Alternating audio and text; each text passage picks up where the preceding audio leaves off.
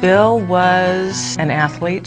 He loved to get up early and go to the gym, and he really was a good husband and father. He was very kind-hearted. Everything that he did, he wanted to do it right. He had a plan for it.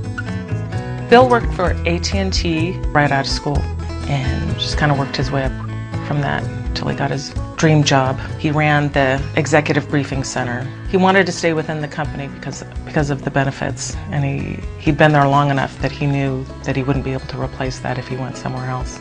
Bill had disability coverage through AT&T. They were both short-term and long-term disability.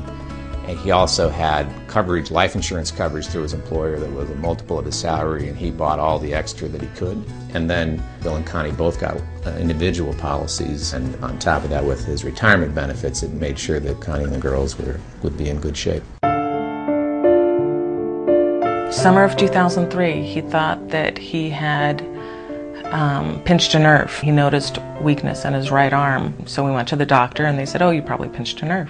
Then it kind of snowballed from one doctor to another. It took a long time to get a specific diagnosis that Bill had Lou Gehrig's disease. It just started very slowly, and then as we got into high school and as I got into college, it started to get worse. He couldn't really do any physical activities. Connie was the woman who kept things going at the house. In this long illness, she was there in really remarkably for Bill the whole time. The girls and I took complete care of him. So I would go to class every day, and I'd come home in between classes and hang out with him and make sure he was okay. It was the weekend of Thanksgiving, and Bill was really struggling to breathe. We went to the hospital and put him on oxygen. Sunday morning, I got a call from the nurse, and I knew that couldn't be a good thing. And she said that she couldn't wake him. Bill's death was hard from the point that I lost my best friend.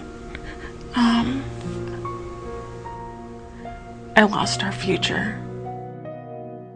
After Bill passed away, I was really glad that we had spent as much time on the planning. The insurance money really has provided the ability to make up some of the income that she lost because of his death, and to be able to replace some of the income that would have been there had he been able to continue to contribute to his retirement plan. After everything that has happened with my father, I definitely think of life insurance differently.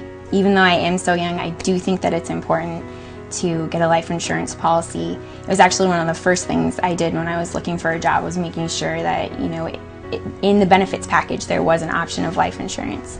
And my husband and I both have life insurance policies, and that was actually one of the pieces of advice that he gave us when we first got married, was to make sure that we got life insurance.